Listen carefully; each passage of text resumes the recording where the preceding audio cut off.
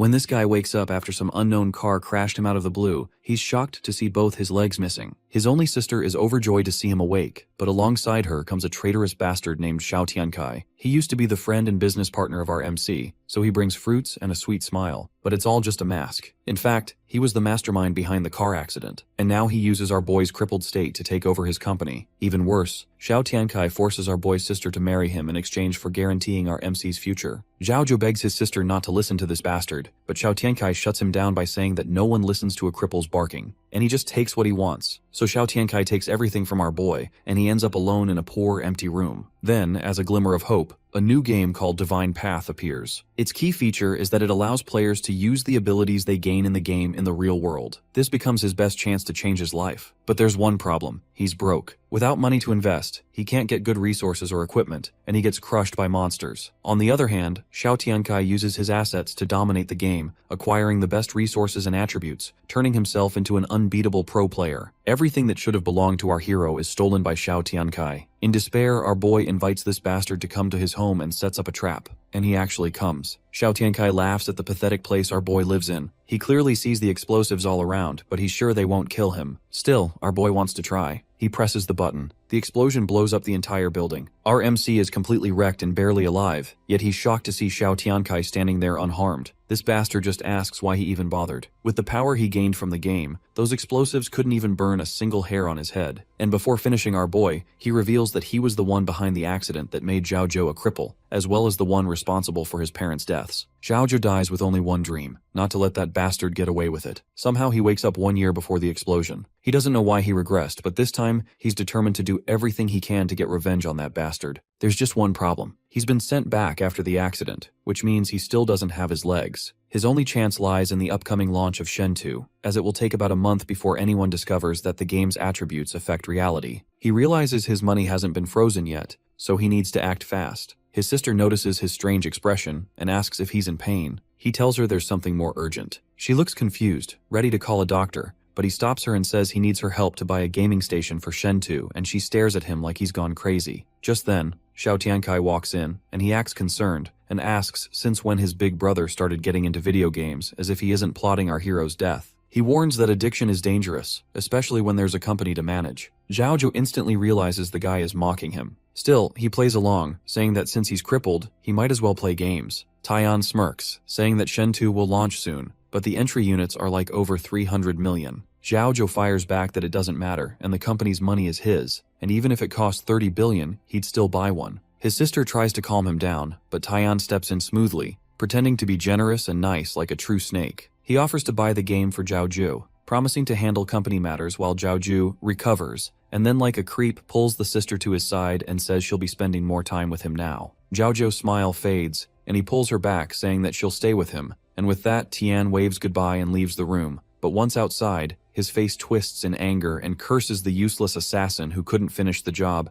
and mutters that next time he'll use a tank because Zhao has to die. Inside, Zhao tells his sister to transfer all the company's funds into in-game currency and sell off every share they own. She panics, asking if he's lost his mind. He tells her to trust him because he has a plan to change their future. 3 hours later, the gaming setup arrives. He even paid 200 million extra in shipping just to get it instantly. As he starts the system, a familiar rush hits him. For the first time in ages, he feels free. In the game world, he has legs again. The system greets him and asks for a character name. He types his full name Zhao and confirms. Rows of characters appear before him, and the system asks him to choose a class. Everything looks exactly as it did in his past life, so he picks what he knows best, the Ranger class. The system grants him an elf bloodline for being a VIP user, giving him a nice bonus where he can get favors from the elves. As a special player, he also receives a reward book that unlocks a skill for detecting weak points. He laughs, feeling a rush of excitement because these were the same abilities he'd mastered before. Then, another message pops up. As one of the first 100 players, he receives a special chest containing a rare talent, but it costs 50 million gold coins, roughly $500 million. Zhao whistles under his breath. That's outrageously expensive, but he doesn't hesitate. Normal money will soon lose all value, and rare talents are priceless.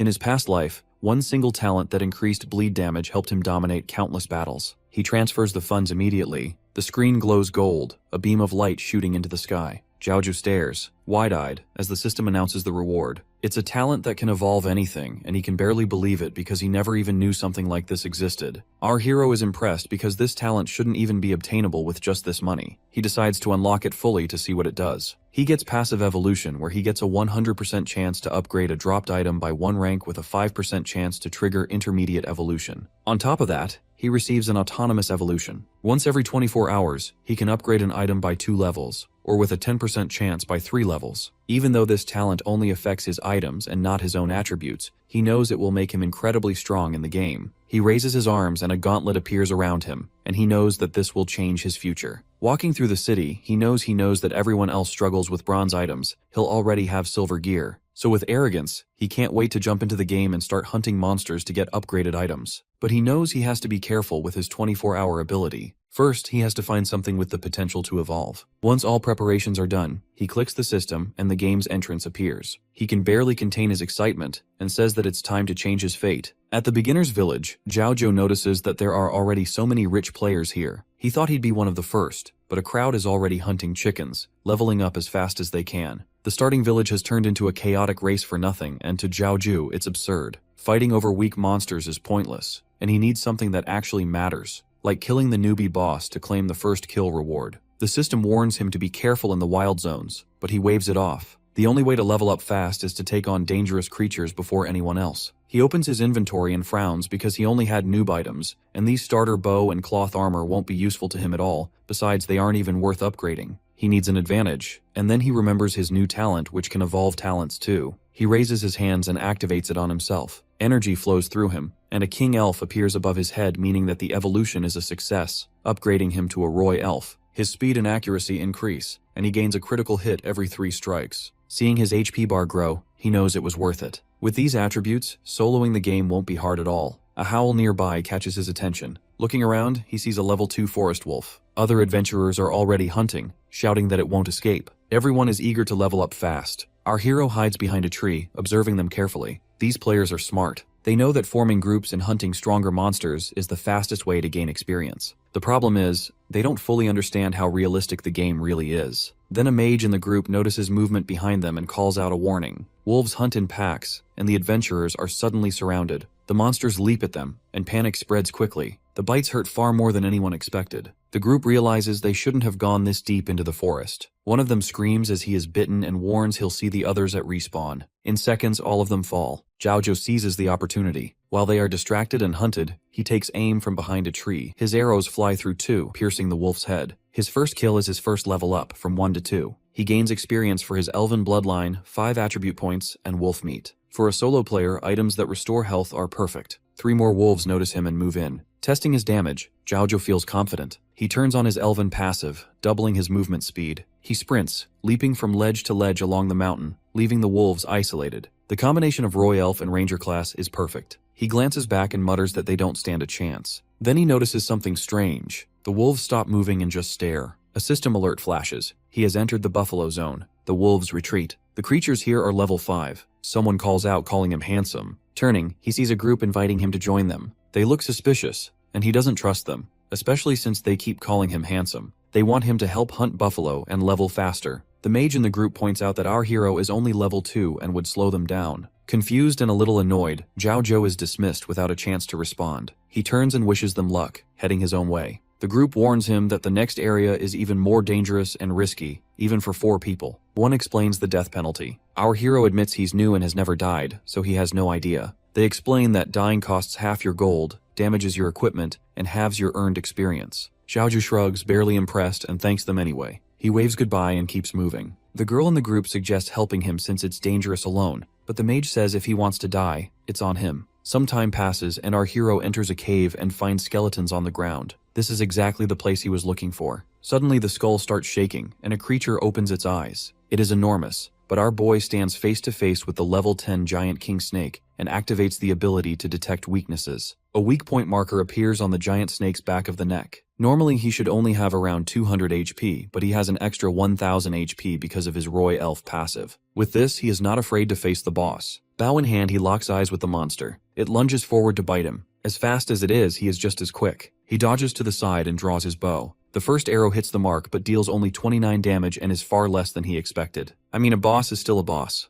Xiaozhou dodges again and is grateful that at least his speed is enough to avoid damage. The monster is strong, but it is slow enough that he can chip away at its health, so our hero aims another shot at its neck, but the monster blocks it with its tail, and he realizes that it's smarter than he had thought. Now it guards the only weak point where he can deal real damage. He decides to rely on speed and fires a volley of arrows. The monster keeps defending and he deals 0 damage. He waits for another opening and finally lands a shot for 58 damage. It will take longer than he hoped, but he is definitely faster than the monster. Suddenly he notices something strange. The boss inhales deeply and fills the cave with smoke. The poison drains 10 HP each second. He does the math and realizes he does not have much time left in this place. The snake climbs to the top of the cave, which makes it even harder to land shots. But for Xiaozhou, that is not enough to stop him. He draws another arrow and mutters that he is being underestimated. This time his shot deals 116 damage straight to the neck. This kid has some serious luck. The monster falls to the ground and takes bonus damage because every third hit is a critical strike. He smirks and asks the boss how many more hits it can handle. The snake begins to sweat as it realizes this fight will not be easy. Soon the monster is down to 597 HP and Xiaozhou feels confident. Even while losing 10 HP per second, he is sure he will win. His own HP drops to 1010.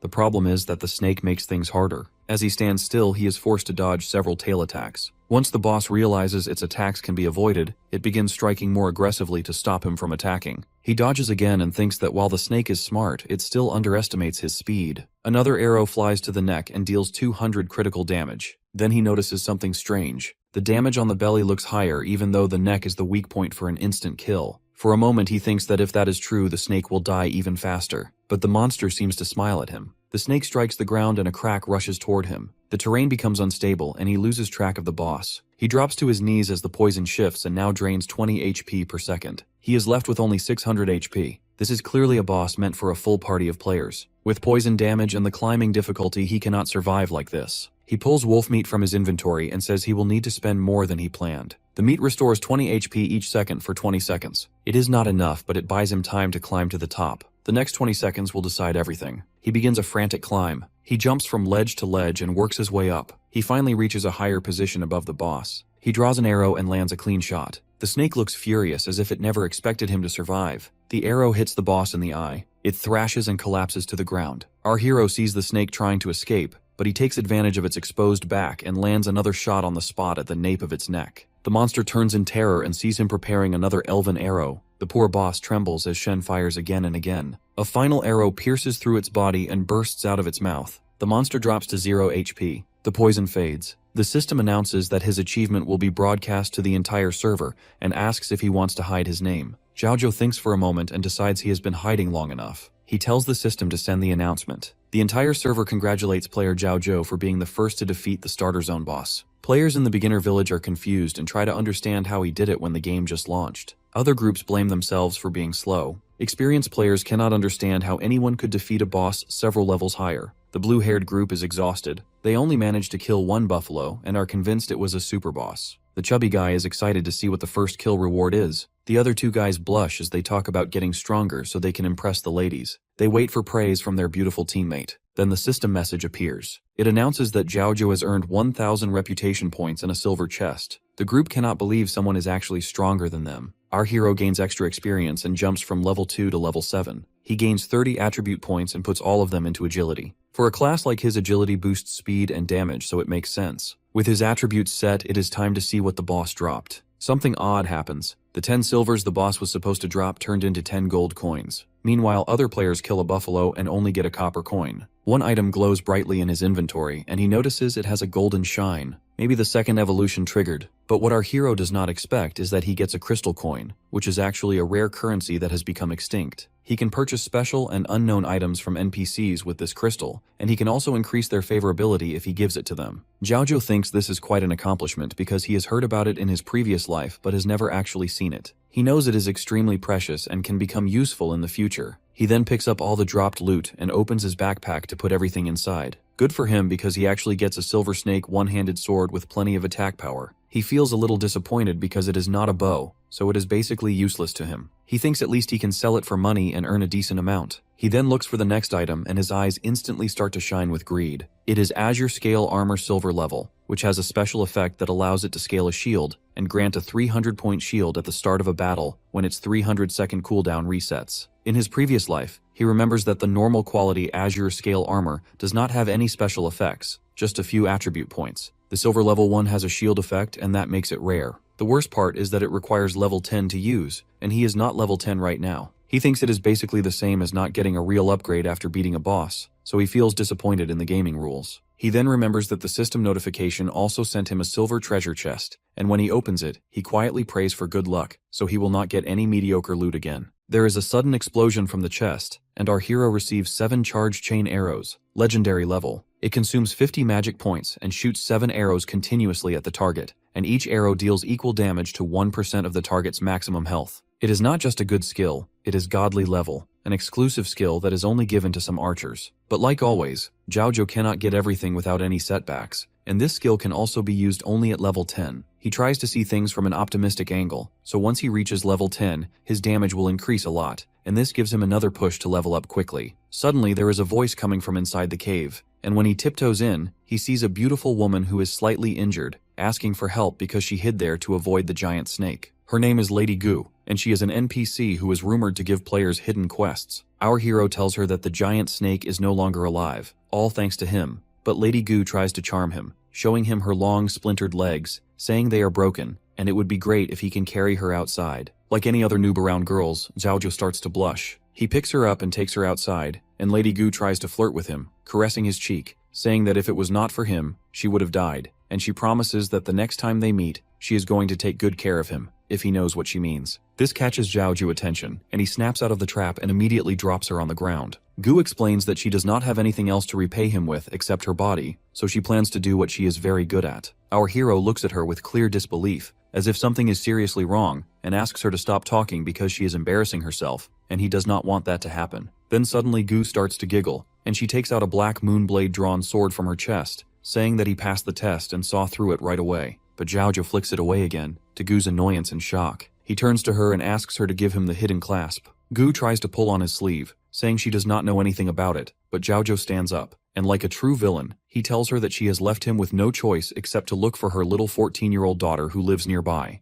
Gu is horrified that he knows about her secret daughter, so she gives in and promises that she will help him unlock the hidden clasp. Instantly, she starts to dance like a ballet dancer, and she looks absolutely beautiful. Suddenly, a portal opens beneath our hero's feet, and everything seems to go according to his plan. Lady Gu explains that the portal leads to the hidden class trial, and as long as he passes it, he will get the hidden class. Our hero starts to smile, thanking her because everything seems to go according to his plan, but Gu tells him to calm down and not get so ecstatic. That is when he gets a system notification, and he is immediately horrified because the Shadowhunter trial he is about to enter is a difficult level, and failure means permanent disqualification. This means he has only one chance to either complete the trial or die. He tries to get out and begs her to stop because he is only level 7 and cannot risk dying in the game, but his leg is stuck again and he cannot move. Gu smiles at him with a bold, creepy grin and tells him that this is the end for him because he dared to look back and look at her daughter with bad intentions. He then realizes that her favorability has dropped to 0. He thinks about the fact that he could only stop the portal from opening by increasing her favorability, but it is already too late and the portal is fully open with no way out. He gets pulled inside. As he sinks into the circle, he swears that when he gets out of the mission, he is going to find her and her daughter and kill them both. But before he can finish the sentence, he disappears into the portal as if he is drowning in quicksand.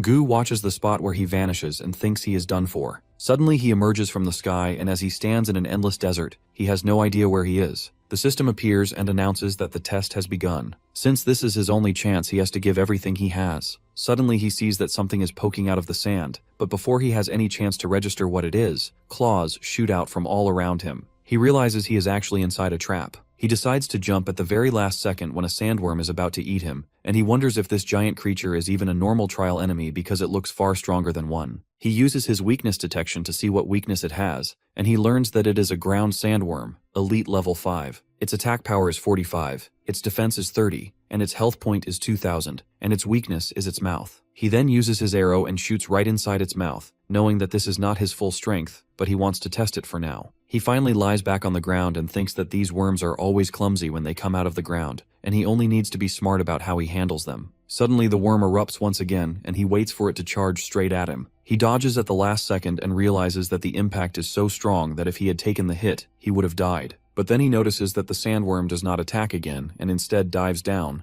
and he realizes it is about to emerge again. He looks around, and when he sees a small bump in the sand, he knows the sandworm is about to come out right beneath him. It becomes a real nuisance because it is hard to track its movement from the surface. It is also very agile underground, and when it appears he has less than a second to react. He worries that he will not be able to dodge every attack, so he decides he needs to find a hard place to stand on to limit the area where he can get pushed. He looks around and sees a giant pillar a few feet away, and he rushes toward his sanctuary. But just as he is about to reach it, he notices another spike rising from the ground, and he dodges again. When the sandworm appears, he gives it a couple of blows, and his experience increases a little. That is when Zhaoju realizes that as long as he keeps dodging every attack, it is actually easy to kill this beast. But suddenly, he fails to notice that the sandworm uses its skill sand spit and throws it at our hero. The poor boy has no time to react or cover his eyes, and his health drops a bit. The sand spit has a blinding effect that reduces his vision by 50% and lasts around 10 seconds. And seeing how crucial everything is, this becomes a serious blow to Zhaoju and his attacking power. He almost cannot believe that the sandworms would use such a trick, and seeing how the blinding effect is so strong that he cannot even see his own hand, he starts to get irritated and panics because he knows he needs to reach the stone pillar quickly, or he will be in serious danger. He notices the sandworm attacking again, and he rushes to dodge it so he can get protection. Soon enough, he reaches the pillar completely and sees that the sandworm has almost gone underground again. He then realizes that this fight needs to end soon because he is still annoyed about the sand in his eyes. He remembers that during his previous attacks with arrows, he did not miss the 2 strikes that were sneak attacks from below,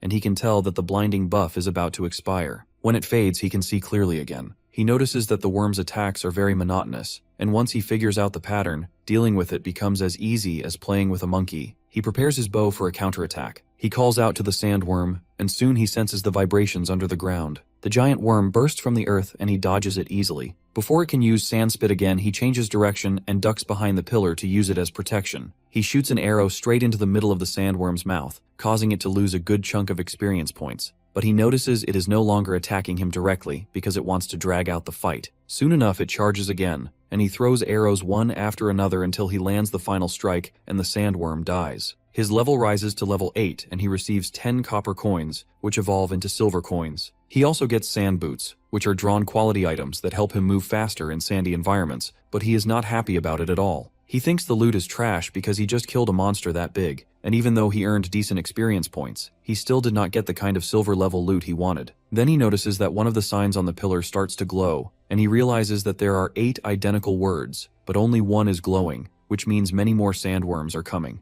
Soon enough, sandworms appear around him and they all start to attack one after another, and he knows he has to kill every one of them to clear this level. He jumps on top of the pillar and realizes that this place is great for leveling up, but right now it is not safe for him to stand on the ground because every step could bring 7 giant worms charging at him from all directions, and he cannot handle all of them without taking heavy damage. He thinks about a plan where he can create vibrations on the ground from a safe distance, so the worms will erupt and he can attack them. He remembers this and opens his inventory and takes out copper coins. He then takes silver coins, which are too light, and throws them on the ground. Soon enough, the giant sandworm erupts from the spot and he uses his bow to shoot it, but because of the angle, it is almost impossible to hit its weak spot. Its defense is already too high, so each hit only deals about 35 points of damage, which is far too low. But the good thing is that he has money and all the time in the world, and he plans to end every worm here so he can win this. 4 hours later, the dreaded battle finally ends, and our hero lets out a sigh of relief. He is clearly exhausted from killing all these worms.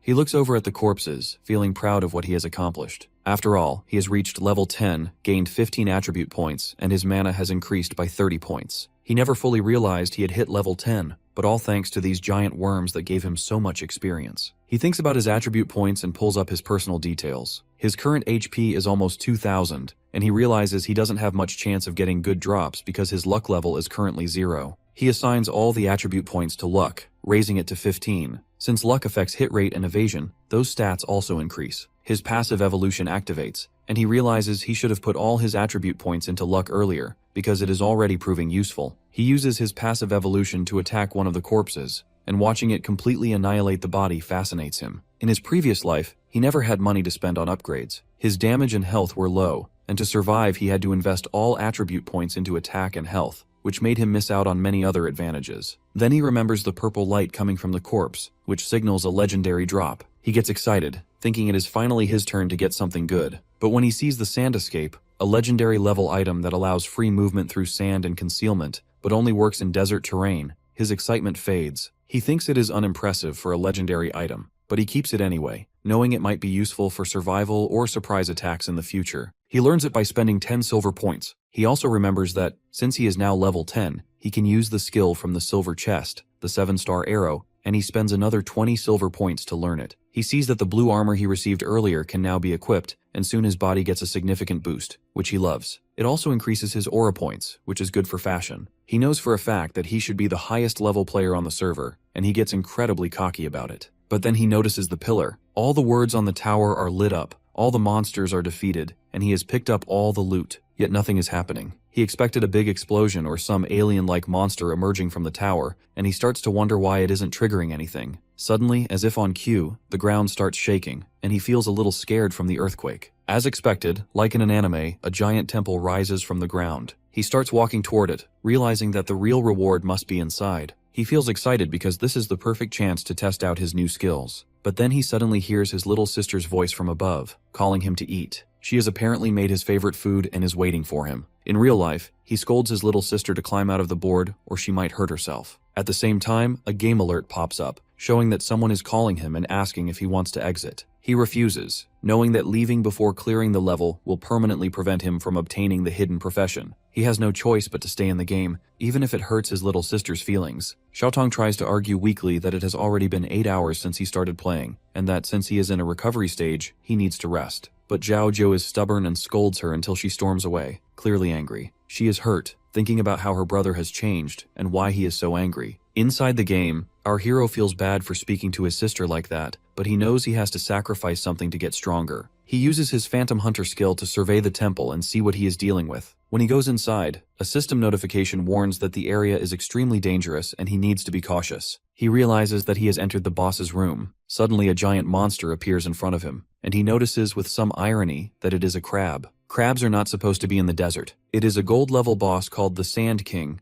level 15, and it has a special ability called Sandstorm. He uses his weakness detection skill and finds that the boss's defense and health are ridiculously high. Even with his detection device, he cannot find a weakness, and realizes that this is the first time he truly needs to fight a monster clueless. Before he can even process the threat, the boss is already attacking. Zhao Zhou dodges, thinking that since the creature is so big, its speed can't be that high. But the shockwave from the attack still throws him into the cave wall, dealing 100 damage. He is stunned because the hit wasn't even direct, yet it caused so much harm, and he hadn't anticipated it. He thanks his lucky charm for the 300-point shield provided by the new armor he equipped, because if the hit had landed on his head, the pain would be like getting hit by a truck, and he would have been severely compromised in the fight. He notices the giant hole caused by the crab's attack and realizes he is now facing a gold-level boss, not some weak sandworms. He takes out his bow and arrow, knowing he has no choice but to fight, and fires an arrow, only causing 1 point of damage. This almost freaks him out because that was supposed to do some damage, but 1 is far too low. The boss attacks again,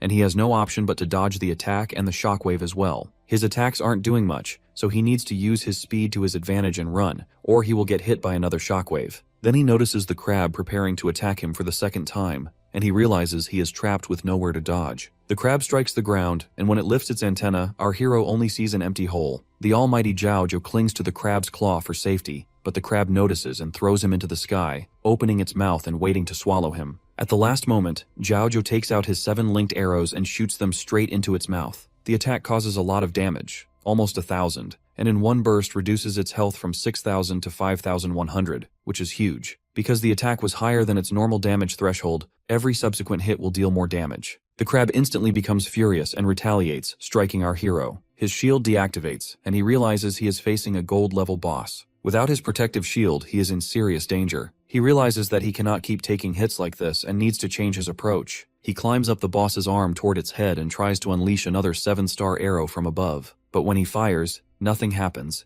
and he quickly realizes that he is out of mana at the worst possible moment. The 7-star arrow is incredibly strong, and his mana cap is not enough for 2 shots at once. He does a quick mental calculation and realizes that he will need at least 4 minutes to recover before he can use it again. The crab starts lifting up and jumping, and Zhaozhou realizes that it is about to crush him. He is forced to retreat and drops back onto the ground. He thinks that if he really wants to strike it or crush it with the ceiling, he will need to speed up. But when he looks up, he realizes that his detection skill is now working, and it has found the weakness: its abdomen. He understands that his detection skill was never wrong, it just could not detect it earlier because it was hidden beneath the crab's giant body. The system warns that the boss is about to release its ultimate skill, and if our hero gets caught in it, he will take 100 damage per second. He does not know exactly what kind of ultimate skill is coming, but suddenly tornadoes appear all around him. He is stunned, confused, and a little scared. High damage is one thing, but sustaining it over time is another. He tries to run, but he cannot move because the wind pressure is too strong. He has no control over any skills or effects and nowhere to hide.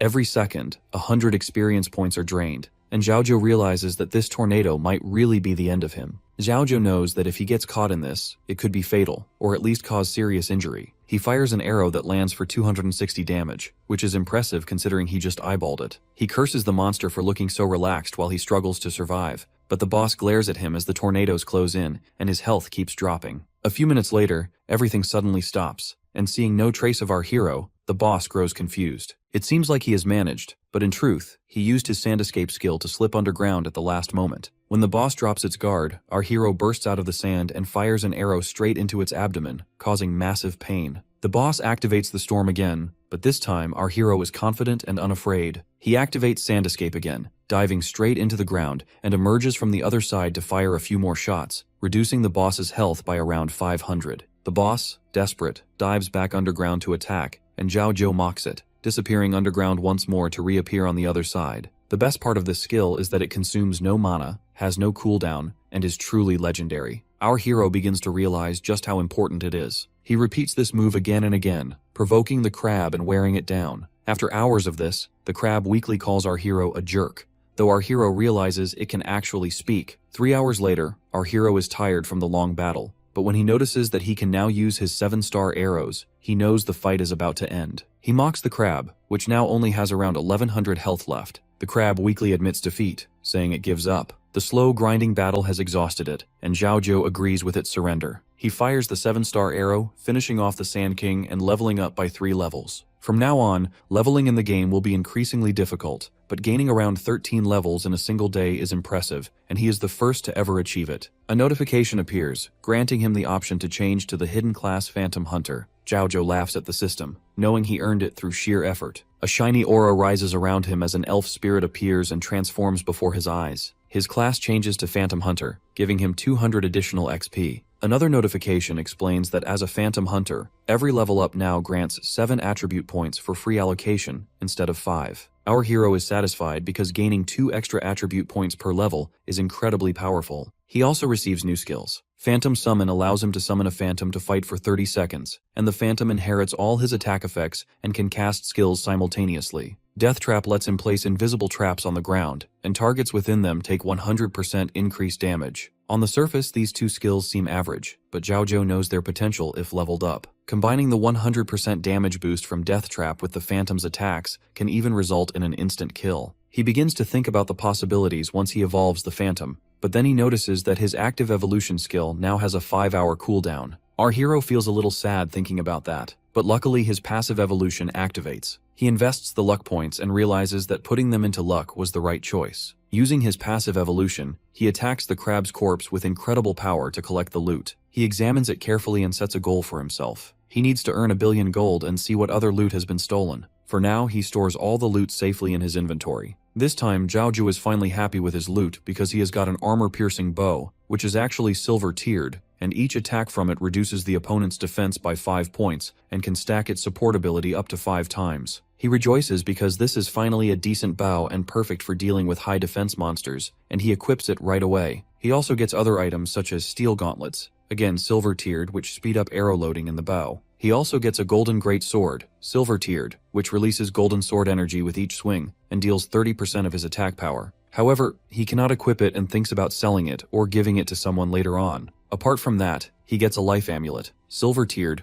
which increases his defense and restores 10 HP per second when he is out of combat, and he immediately equips it. He has 21 unallocated attribute points and adds all of them into agility. Overall, after all the updates, his system looks pretty good, but then he gets a notification that he has been playing for over 15 hours and will have to be forcibly logged out. He cannot believe that it has been so long and he wants to resist, but the system forces him to log off because he is practically an addict at this point. He wakes up back in the real world, screaming that he still wants to grind, but then he notices that he is in a gaming pod in a ridiculously sterile hotel or hospital room. He realizes how embarrassing his screaming was. System logouts are a part of the anti-addiction system, but he cannot believe that an adult like him still qualifies for that. Apart from this, everything in the game is going smoothly, and at this rate he is going to make sure that his enemies and the snakes around him, leeching off him, will soon pay a heavy price. Our hero notices that his sister is now lying on the bed, asleep, and he cannot believe that she actually came to his hospital room and waited for him. She had brought the porridge, and he thinks that the smell and texture are surprisingly good.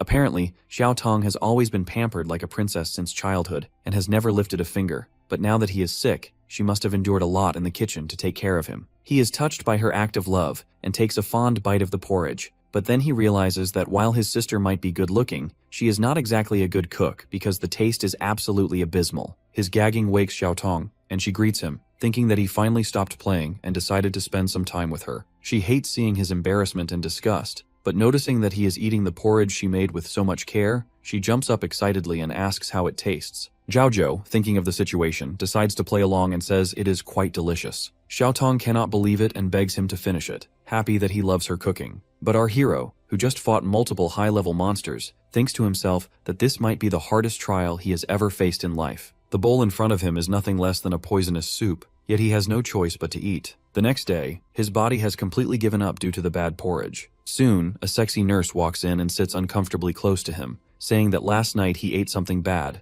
and spent the whole night vomiting and having diarrhea. Her intentions are far from pure. She is a Class A gold digger, thinking that he is a young, rich, handsome man, and since he is currently weak, his confidence is low, making him an easy target. She wants to secure this prize for a luxurious life. Zhao Zhou, oblivious to her charm, ignores her, thinking that he is simply too tired from gaming. The nurse becomes overly friendly, caressing his hand and saying that if he needs anything, she will do it for him. This gives Zhao Zhou an idea, and he asks her to push his wheelchair to the gaming pod. The nurse cannot believe that the rich CEO did not fall for her charm. She wonders if her makeup was insufficient, but she does as he asks, and soon Zhao Zhou is back in the game, able to move freely. As he walks, he notices that there are currently 300,000 online players, knowing that more people are joining through cheaper VR devices. In a month, the global player base will exceed 100 million, so he needs to level up fast to take his revenge. He opens his equipment panel and sees that he is missing top-tier gear, so he either needs to find bosses above level 20 to get it or buy it from a shop. Soon he visits an inventory shop.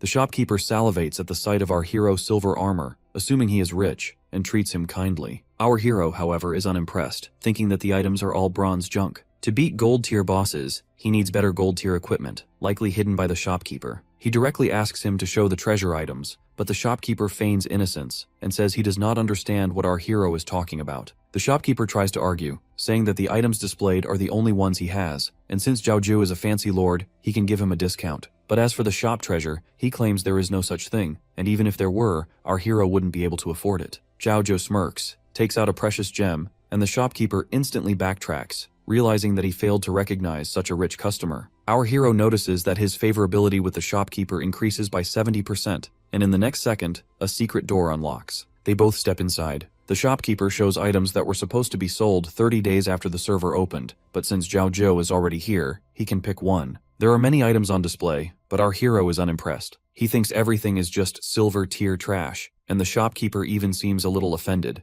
That's when Zhao Zhou notices something, and like a magnet, he is drawn toward it. It's a dangerous-looking mask. He asks the shopkeeper for it. The shopkeeper explains that it is the only golden mask in the entire game since the server opened. It was originally supposed to sell for 200,000 gold coins starting next month, but because our hero gave him the crystal stone, he will give it at a discount of 150,000 gold coins. The shopkeeper goes on, saying that an average player would need an entire year to gather that much money. While he is still yapping, Zhao Zhou transfers all the money instantly, ignoring the discount since he doesn't need it. He tells the shopkeeper that next time he has something valuable, he must notify our hero first. That's how the shopkeeper becomes a loyal worker for him. Walking out of the shop, our hero calculates that the amount he just spent equals around 2 million in cash, but for a unique headgear, It is definitely not expensive, and a good deal. He activates the mask and displays it for everyone. In the settings, he notices that he can choose what to display and what not to display about himself. The mask is the White Tiger mask. It grants 50 extra strength and has a special effect that terrifies monsters and players lower level than him. Walking into the village, everyone stares at him in astonishment, unable to hide their shock. However, not everyone is impressed, because some players feel jealous when they see someone already wearing a gold grade item. They all convince themselves that there must be a cheater among them, since there is no way gold level equipment can appear in the official stores yet, so the only conclusion they reach is cheating. Just then someone stops Zhao, and when he turns around, he notices a party of roughed up players. They ask him, not very politely, to hand over his gear because it looks nice. Our hero cannot believe they have the audacity to even ask for it and wonders why on earth he would ever do that. But the thugs feel overly confident in themselves. They claim that the only reason he has such high-quality equipment is because he used some kind of cheat or hack. So if he does not want to get banned from the game, he should give them everything and let them walk away. Zhao almost laughs because they are clearly trying to rob him. Meanwhile, more people start to gather around them and watch the argument, thinking that he might finally be in trouble, and many of them are clearly jealous. Soon a crowd forms, and the thugs know they can use it to their advantage. One of them starts chanting that they need to teach the hacker a lesson. Our hero stands still and watches as the people around him cheer for the thugs to hit him and take all his gear. The party leader demands again that he hand over his items, or else the three of them will kill him and send him back to the respawn point, and every time he comes out, they will take him down again. But this time Zhao is not here to negotiate, he is here to kill. He takes out his detection point and thinks about how there are always fools in the world who will believe anything they hear. But the truth is that strong people like him should teach fools like these a lesson. One of them is a warrior at level 4, another is an assassin at level 5, and the last one is an archer at level 5. With that, he tells all three of them to come at him at once, and they charge at him together, thinking that our hero is just an arrogant fool. But Zhao is no ordinary person. The mask releases the leopard spirit, and all three of them fall back onto the ground, terrified and hurt, all thanks to the gold tier effect. Everyone around them cannot believe what they are seeing, because the fight ends in an instant. Our hero walks up to the gang leader and says that his ID is Morning Wine Evening Song, and he is welcome to come kill him any time if he even dares. One of the bystanders suddenly remembers that name and says that he has seen it somewhere before. With that, he opens the leaderboard rankings and notices that our hero is currently the #1 player in the entire world, and they all just tried to pick a fight with that man. All of the players cannot believe that he is a first-rank legend, and they switch up real fast and start cheering for him to the point that even the gang leader seethes that he just got beaten up by the #1 warrior in the world. But Zhao does not enjoy all the praise and instead focuses on the mission he has in mind. Apparently there is one thing he needs to do before he goes back to hunting monsters. So he walks over and sees a little girl playing with a frog, and he smirks right away as if he already knows her secret. He goes up to her and asks if she knows Lady Gu, but the little girl, who acts like a brat, immediately asks why he is calling her a little girl when there is barely any age difference between them. This makes our hero confirm that she is exactly the person he is looking for. He crouches in front of her and asks if she is Gu's daughter Gu Linger. Linger cannot understand how a complete stranger knows her name and the secret that she is Gu's daughter. But Zhao is in the mood to tease her a little, so he casually lies that her mother promised that the two of them would get married in 5 years. Hearing this, poor Linger starts to stutter and runs off to find her mother, shouting like any terrified child would. Hearing her cries, Gu rushes out of the house and hugs Linger, clearly confused by what she is saying. That is when our hero steps out of the shadows and introduces himself, and Gu cannot believe that he actually passed the heart difficulty trial. But of course it feels obvious for someone like Zhao, and he reminds her that he promised that once he came out, he would come find Gu's daughter. Since he is a man of his word, he is here to do the mission. Gu protectively asks what he wants because if he tries anything improper, she will move out. This catches our hero a little off guard because he actually scared an NPC enough to think about moving, and he must be the first player to ever do that. So he steps back a little and says that she does not need to be nervous. He only wants her to give him the map of the intermediate dungeon, but Gu calmly tells him that she has no such thing. Zhaoju's body instantly starts to shake and Gu prepares herself for an attack, thinking that this might be the end of them,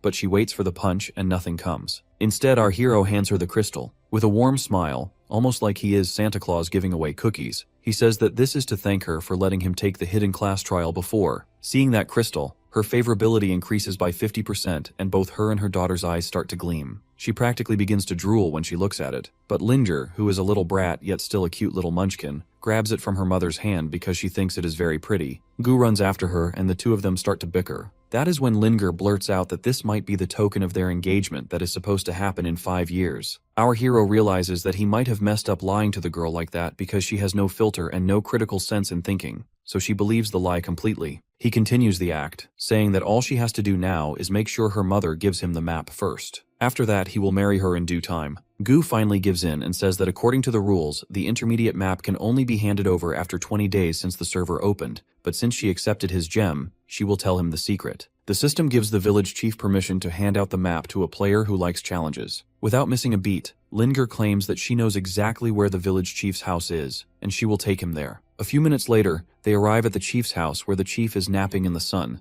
thinking that her life cannot get any better. However, she notices something rushing toward her, and before she can react, Linger jumps on her, causing her to lose her balance and get squished under her weight. She does not really mind and simply asks who is looking for her, and that is when our hero appears, saying that he is going to talk straight to the point. He just needs the map, and then he will be on his way. The chief reminds him that he is only level 13 right now, and she tells him to come back when he reaches level 20. But like always, he tries to give a bribe and hands over another stone. Instead of getting excited, the chief laughs at him and asks if he even knows why she became the chief. She became the chief because she has enough pride and honor for her character, and she does not take bribes from arrogant men like him. Even then, she still picks up the gem, and Linger slyly says that if the chief does not want it, she can just hand it back to our hero. With that, the chief tosses it toward him. Our hero smiles, thinking that the girl is not so annoying after all, but the chief argues back, saying that since he is only level 13, she does not understand how he is leveling so fast. The truth is that even the bugs in that place are at least level 20, and going there at his current level is basically a death sentence. For the sake of clear experience, she still cannot give the map to him. Our hero insists that he can prove his strength, and they agree to make a deal. First, he needs to complete the task given by the village chief. She explains that every year the village is attacked by a pack of wolves, and sometimes brave warriors come to help fight them, but they never solve the problem fully. That is because there is a leader behind the wolves, the White Wolf King. His mission is to take down the king and bring back its sight. Suddenly, a notification pops up on his screen, and he immediately accepts the mission. He tells the chief to keep the map ready because he will be back soon, but right then, Linger stops him and says she can go with him, and she insists that she can protect him. Zhaojiu asks her to go back to her mommy because he cannot be a babysitter and a warrior at the same time. Linger hears him, but she still argues back, saying that she can genuinely protect him and defeat the White Wolves and protect the village at the same time. But then he notices that the notification is saying that his mission completion condition includes that he must protect Linger as well. So he has no option but to say yes, and even listen to her whine about how he was ready to leave her alone. She keeps crying until he agrees later on in the forest. Linger goes to the exact place which, according to the mission hint, was the last spotting of the White Wolves. She clings to our hero robe because the place looks creepy and cold. Suddenly there is a roar, and they both turn towards the sound. The poor girl is spooked while Zhaojiu thinks that they should go over there, and when they do, they notice that someone is already fighting the wolves. Our hero greets the warrior warmly, asking in which direction the wolf's lair is. Apparently a party is already fighting there, and they consist of an archer, an assassin, a warrior, and a mage, all at different levels. But their leader is not amused at all to have company, and he asks why Zhaojiu wants to know, because the area is already taken by them, and he is not allowed to grind levels over there. Our hero does not know what that even means, but then the leader lifts his arm and shows off the snake tattoo on his skin, saying that they are all part of the Green Snake Gang, and this area is their territory. Zhaojiu is confused, and the team leader explains that the Buffalo area also belongs to their gang. He tells our hero that if he wants to grind levels here, he will have to pay a fee. Otherwise, they will send him back to the beginner village where he can only kill chickens. The leader then notices Linger and points out that she is not a player, but an NPC, and asks if that means they are both on a mission. Zhaojiu immediately protects her, saying that it is none of their business. He also remarks that their grinding method is too inefficient. One of the other players replies that the wolves might provide them some experience. Although the wild wolves are low level, they are still considered safe. Linger suddenly senses danger and warns our hero that something is coming. He sees a dark shadow moving through the forest and quickly grabs Linger, leaping up onto a tree. The party assumes they have scared off Zhaojiu. In reality, our hero thinks all of them are fools because they cannot sense the killing intent of the wolves. Suddenly, a massive wolf looms directly above them. Saliva drips onto one of the girls, and when she looks up, she sees only the open mouth of the great White Wolf King, ready to strike. Before she can react, the wolf swallows her, leaving only her legs visible to her friends. Seeing the Wolf King ready to strike, all the party members start to flee as the beast hunts them one by one.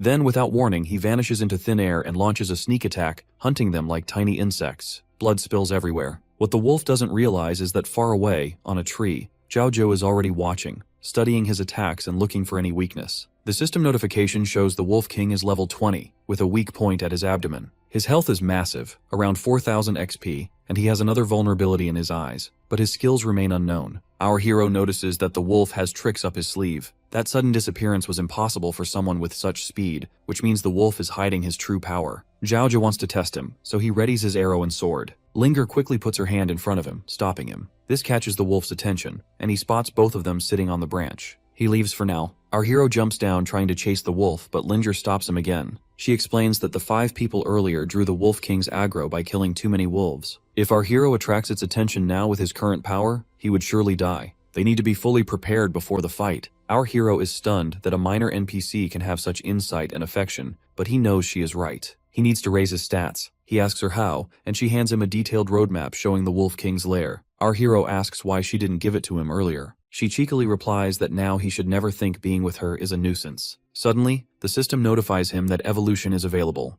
Our hero smirks, thinking it's about time. The gauntlet appears on his arm, and even Linger admires its beauty. Feeling cocky and arrogant, our hero boasts about it and evolves his bloodline again. But suddenly, a notification flashes an error. All of his aura drains into the negative. He has already evolved and cannot evolve again. Embarrassed, he laughs, thinking at least he tried. Our hero realizes that for now, he can only evolve his phantom skill, but he hasn't actually used it yet. He decides it's time to test it and activates the phantom. Instantly, a blue light surrounds him, and a phantom version of his body appears in the sky. It looks like a cool superhero made of water, an impressive reflection of himself. He glances back at Linger, thinking he might actually be able to empower her too, and he's probably right. Then he focuses on testing the Phantom's abilities. He orders it to use the 7-star arrow. As expected, the Phantom performs flawlessly. But before it attacks, he stops it and realizes something even more powerful. The Phantom can also use skills. This sparks a new idea, a devious plan he can use to outsmart the system itself. Zhao orders his Phantom to activate evolution, and with a single command, it begins to transform.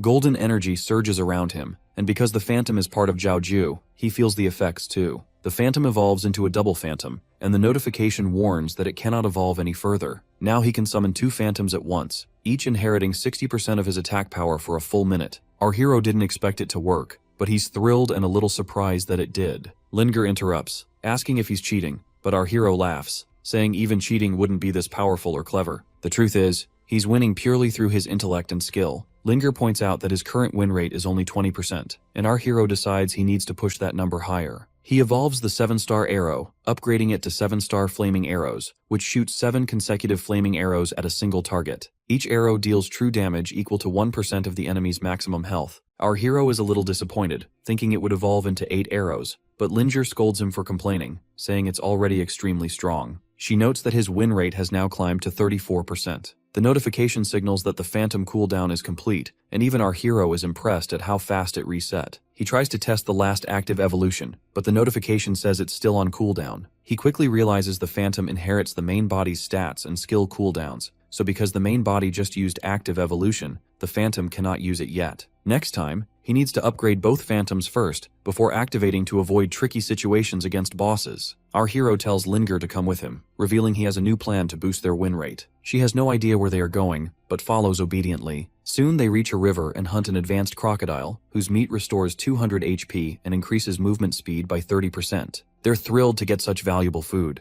Our hero activates the Phantom to help cook, and an hour later, Linger burps happily from the sheer delight of eating the high-grade fish and meat. Zhao isn't surprised because the food is top tier, and both are satisfied with the feast. Zhao puts some of the meat into his inventory to use later. He checks and sees that the efficiency of the 3 Phantoms is incredible, and with all the recovery items, he should have more than enough to handle the wolves. He asks for his win rate, and Linger tells him it's about 40% for now. He gets up, ready to take down the Wolf King, and rushes forward with Linger trailing behind him. What they don't realize is that a few nosy players are following them, watching their every move. At the Wolf King's lair, Zhao thanks Linger for giving him the map. He summons his Phantoms and activates Death Trap. Each Phantom lasts 60 seconds, and the Death Trap has a 30-second cooldown, meaning each Phantom can set 2 traps per summon. That gives him 4 traps in total. He repeats the process over and over until a deadly web spreads across the entrance, but the traps are invisible to anyone else, so only he can see them. Linger thinks it's a bit over the top, but strangely, his win rate hasn't increased. Zhaozhou takes a bite of meat, reminding himself that the Wolf King is fast, so he needs to make sure it has nowhere to escape. Linger reassures him that the plan is fine, but she points out that the win rate still isn't hitting 50%. Zhaozhou smirks, saying he has another trick up his sleeve. He tells her to hide behind a tree while he sets traps around her to keep her safe no matter what appears. No matter what comes out, she must stay put. Then our hero calls out to the White Wolf King, daring it to come out and face him. His words provoke the king, and it peers out of its cave. Zhaozhou stands ready, waiting patiently for it to step into his carefully laid traps. The Wolf King is about to step out of his cave, but then he suddenly smells something, and instead of coming out, he retreats back inside as if he has just remembered he forgot to turn off the stove. This confuses Zhaozhou, who realizes he might have underestimated how alert this beast actually is. Our hero starts shouting, calling him a coward and demanding he come out, trying to provoke the White King again. Linger watches him from behind the tree, thinking that even though he acts cool sometimes, she still wants to see what he can really do if he plans to marry her in the future. But she has no idea that someone's hand is about to clamp over her mouth, muffling her screams. The same guy who had been secretly following our hero and Linger grabs her and kidnaps her. Right then, Zhaozhou gets a system notification that a trap has been triggered. He looks around and sees that none of the Wolf King's traps were touched, which means only one thing. The trap he set around Linger has gone off. For a moment he thinks the Wolf King might have taken her, but when he checks, he spots a bunch of thugs dragging poor Linger away. She struggles and screams at them to let her go. Their boss laughs and calls Linger a wild cat, while his followers groan because the trap is still stuck on one of them. They interrupt their little moment and tell the boss to let the girl go. Linger immediately pipes up, saying that her husband is finally here to beat them up. Even the thug is confused, wondering how a little girl like her can even have a husband. Our hero is pissed because she makes him look bad in front of everyone, but she still does not get the hint and starts to scream and wail. Everyone else laughs at Zhaozhou, thinking he might really be into children, and our hero hates every second of it. The boss asks Zhaozhou if he knows who this land belongs to, and our hero replies that he knows. He is aware that this place belongs to the Green Snake Gang. The boss cannot believe he would still dare to step foot on it. He then asks about his comrades who were ambushed in the area during the day, and asks if Zhaozhou has something to do with them. Our hero replies that it was not him who killed them. Even if they do not believe him, they can wait for the men to revive and ask them themselves. The boss insults him and says he is cowardly, and would not even dare to touch the green snake. Zhaozhou wants to snap back, but he decides to stay low because Linger is still in danger. He lies and says he was only wandering in the woods, but they do not believe him. They think there must be a hidden boss around here, and that our hero came to get information so he can level up. They claim it is better if he gives up the location of the boss, so they can handle the matter themselves. Zhaozhou laughs inside, thinking these guys are so gullible that he might as well hand the boss location to them. Still, he wants to push them a bit and says that if they let Linger go, the hidden boss will belong to them. He focuses on getting Linger safe, but the boss asks if he even knows who he is talking to. The girl introduces the boss as Yang Cheng, the third master who is tied to the second largest consortium in Yang Cheng Group and ranked 27th on the heavenly list. Our hero remembers he once thought the man looked familiar, and he recalls from his past life that his own company held 40% of the shares in that consortium. Even his father treated this man politely and with respect. Yet the master is acting like a robber because he does not know who he is dealing with and is trying to rob Zhaozhou. Zhaozhou realizes he has no other choice now but to show these people how to respect their elders. He is about to snap his fingers when a sudden roar inside the cave grabs everyone's attention. The girl tells her master that the hidden boss must really be inside.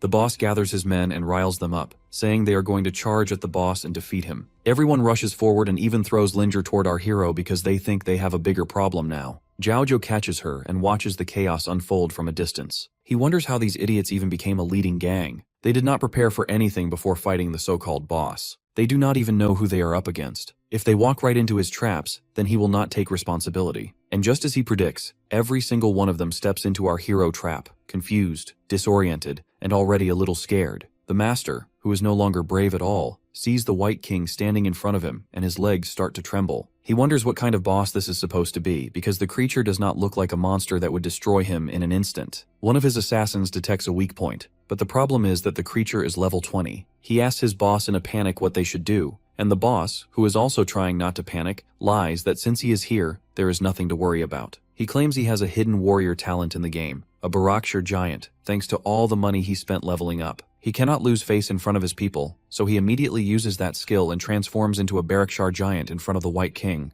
Its active skill boosts strength by 130% and attack power by 150%, and it has a large execution effect. Even our hero is happy to see a skill like that, because it might be useful for him later. Meanwhile, Linger asks if he is really going to give up the mission, but he tells her there is no rush in killing the monster. He wants to enjoy a little entertainment first. Everyone starts cheering for their young master, saying he is phenomenal and will defeat the creature. Even the boss himself becomes arrogant, believing his talent and the huge spike in his strength will help him beat the White King. Besides, he has healers and assassins to support him. He charges at the White Wolf, but he does not expect what happens. The wolf grabs him like he is nothing more than a sack of potatoes. With one steel peak claw strike, it deals 800 damage and ignores every defense he has. The young master, who was full of arrogance a moment ago, now has only 80 HP left and is practically dead. The White King throws him aside like a piece of trash. His followers cannot believe their boss was humiliated and defeated so easily. They panic and run for their lives. Zhaozhou watches them scatter and cannot help admiring their dishonesty and how completely useless they turn out to be.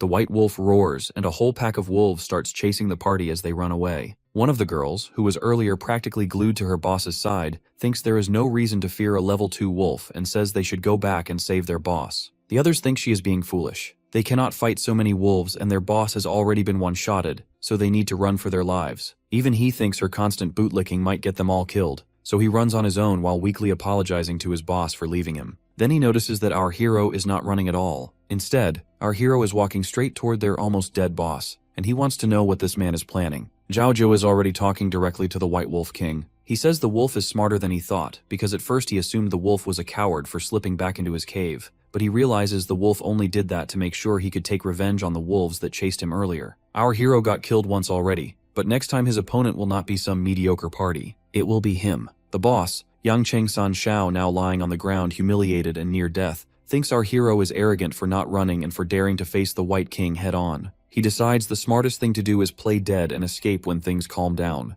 The White Wolf does not like being threatened, so he orders his wolves telepathically to attack our hero. Our hero instantly switches on his headgear and says that they are just wolves, but he is a tiger. A massive aura bursts out from the giant white tiger form, and the wolves scramble away, terrified and already injured. The White Wolf hates seeing his little ones hurt, but before he can react, Zhaozhou rises into the sky and fires arrows straight at him. The White Wolf moves with sharp agility and dodges them one by one. Our hero realizes the wolf's speed is too much and his accuracy cannot keep up. If he cannot control his shots, he cannot land a hit. The wolf charges and uses his steel peak claw at the same moment Zhaozhou decides he needs to face him head-on. The claw strikes clean. Linger watches in horror as blood drips from our hero. His shield shatters and he loses a large amount of XP. Our hero starts mocking the wolf, saying he is stupid if he thinks our hero cannot dodge. But the truth is, our hero let himself get injured on purpose because he needed the wolf to fall into his trap. The trick is that if he had dodged the attack, he would not have been able to lock the White Wolf into a fixed position. What the White Wolf does not realize is that phantoms hover above his head, aiming 7-star flaming arrows from both sides. In total, 14 flaming arrows hit him. He drops his head and tries to dodge them, but there are too many, and he loses almost 1200 XP. He burns with rage and flame. Zhaozhou mocks him and says he has set traps all around them with illusions, so running is impossible. He takes a bite of that crocodile meat and challenges the wolf, thinking about who will last longer. Because the crocodile meat is high grade, he regains 400 total health. The White Wolf gargles and charges and suddenly disappears in front of our hero. Zhaozhou does not understand what just happened and how he used an invisibility spell. He becomes disoriented and the White Wolf appears behind him and strikes, dealing XP damage. While Zhaozhou is injured, he remembers that this is the same technique the wolf used earlier to take the party down. He sees the White Wolf vanish again and appear in front of him, striking again, and he repeats this trick again and again and again until almost half of our hero's HP is gone. The constant attacks give him no chance to heal, and he deals with all the pain. While his back is turned to the wolf, he sees him charge again, but at the very last second the trap triggers and ties the wolf down. Zhaozhou congratulates him and says his teleportation move is good, but it only works in close-range combat. As long as he placed the trap between them, the attack will only trigger it and give him a chance to retaliate. He lifts his bow and arrow and says it is his turn to deal damage. He hits almost 200 damage, and once again the White Wolf becomes so enraged that he breaks the trap and attacks in one short strike and deals another 800 XP damage. Instead of dying, our hero reveals that he knew all along the traps would not restrain him. That is why he did not dodge and used his body to keep the wolf in place. He only needed 3 seconds. He snaps his fingers and the phantoms rise again. He sets a trap and it activates immediately, and multiple traps restrain the White Wolf. He uses the 7-star flaming arrow and tells him to die, and the phantoms repeat the attack. This time 21 flaming stars hit him. 2 adventurers nearby think about hunting a wolf when they suddenly see a nuclear explosion in front of them. They do not know the game even has nukes and wonder if it is a hack, but they still enjoy the view. Linger watches and becomes ecstatic because Zhaozhou has almost won. The White Wolf's HP is now only 75 and he will die any second. Zhaozhou takes a bite of Isaac's crocodile meat to recover, and thinks about how 9 arrows missed earlier. A full combo would have taken the wolf out completely. He realizes he needs to practice controlling his illusions with more precision if he wants to grow stronger. Linger urges him to finish the wolf so they can complete the mission, but our hero, who is still healing, tells her not to rush because he has something he must do. Linger becomes confused and Zhaozhou thinks about his reply. Yang Cheng, who was earlier shot by the White Wolf and is now back in his usual state, keeps pretending to be dead. He wonders why everything became silent after the loud blast and thinks Zhaozhou might finally be dead. He still cannot move because if he does, everyone will know he is actually alive, and that would be embarrassing. But what this boy does not realize is that our hero is already onto him. He drops an arrow right near his face to scare him. Yang Cheng gets up, unable to believe that he actually killed the White Wolf King. Zhaozhou says he did not, but the truth is the king is barely hanging on. Yang Cheng-san immediately starts bowing, admitting that our hero is truly powerful, and that he was a fool not to recognize him earlier. He begs for forgiveness. Zhaozhou, showing rare mercy, says he can spare the leader's life and even let him gain experience from the White Wolf, but he needs him to do something in return. It is like signing a deal with the devil. The truth is our hero has no clear plan yet, so the Yang Cheng-san must wait. When the time comes, Zhaozhou will find a way to inform him. He then takes out his axe, threatening him whether he agrees or not. Yang Cheng-san instantly gets spooked. The reasoning is clear. Soon Xiao Tiankai will secretly take over his work, using other groups in the company to strip him of his position. Even though the leader's family influence is limited, they are easy to sway, which will buy our hero some time. The ability to bring game attributes into reality will be unlocked in 6 months, so he needs to level up steadily before then. Yang Cheng-san tries to argue that even if he agrees, Zhaozhou might still shoot him anyway. Our hero counters, saying that since Yang Cheng-san is a businessman at heart, he loves a good deal. If he agrees without negotiating a single condition, it cannot be genuine, and someone who is not greedy is someone he can rely on. Yang Cheng-san starts calling him Zhaozhou Big Brother, promising not to hide anything. He lays out his condition. If our hero helps him level up and secures his position as the leader of the Green Snake Gang, he will do anything within his power. Our hero agrees. Without even looking at his target, he releases another 7 strike pointers. All of them hit, striking the almost dead White Wolf and causing another explosion.